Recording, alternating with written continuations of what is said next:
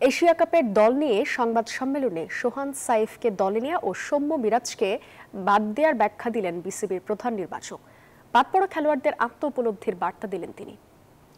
গাজী আশরাফ হোসেন লিপু বলছেন, এশিয়া কাপের শিরোপা জেতার সক্ষমতা আছে বাংলাদেশের।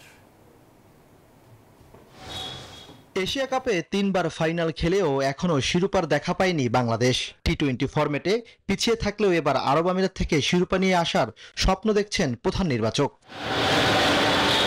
কিন্তু আলোচনায় প্রশ্ন ছিল, হঠাৎ করে কিভাবে সাইফ হাসান এশিয়া কাপের মতো বড় মঞ্চে জায়গা পেলেন, তার ভূমিকা কি হবে, কতদিনই বা সুযোগ দেয়া হবে। সোহানকে নিয়েও উঠেছে আলোচনা, দিলেন সবকিছুর ব্যাখ্যা।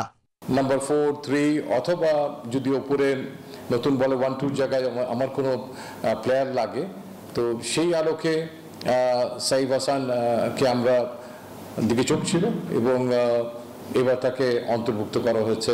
আমরা মনে করি যে আমাদের একটা খুব ভালো চয়েস সেখানে, যেমন জাকির আলীর একটা আঘাত পেয়েছিল শ্রীলঙ্কা সিরিজে, সো দ্যাট সেই ব্যাকআপের ক্ষেত্রে আমরা এই মুহূর্তেই তাকে সেরা মনে করছি। সৌম্য সরকার আর মেহেদী মিরাজকে বাদ দেওয়ার ক্ষেত্রে এই নির্বাচকের বার্তা ছিল পরিষ্কার।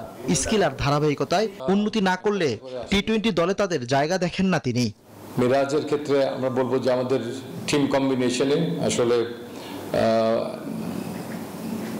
Sheikh Mahedi is there in 11, so that আমাদের যদি এটা 17 মেম্বার হতো, মেহেদী মিরাজ কুড বি দেয়ার।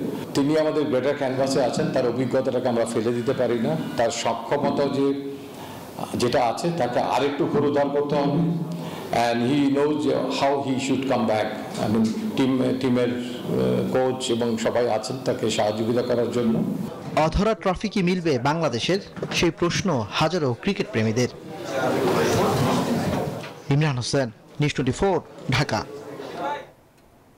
এই ছিল নিউজ 24 সংবাদে। এতক্ষণ আমাদের সঙ্গে থাকায় সবাইকে ধন্যবাদ। ওয়ালটন এখন দেশের সীমানা পেরিয়ে পৌঁছে গিয়েছে 50টিরও বেশি দেশে। ওয়ালটন, ঘরে ঘরে বিশ্বজুড়ে।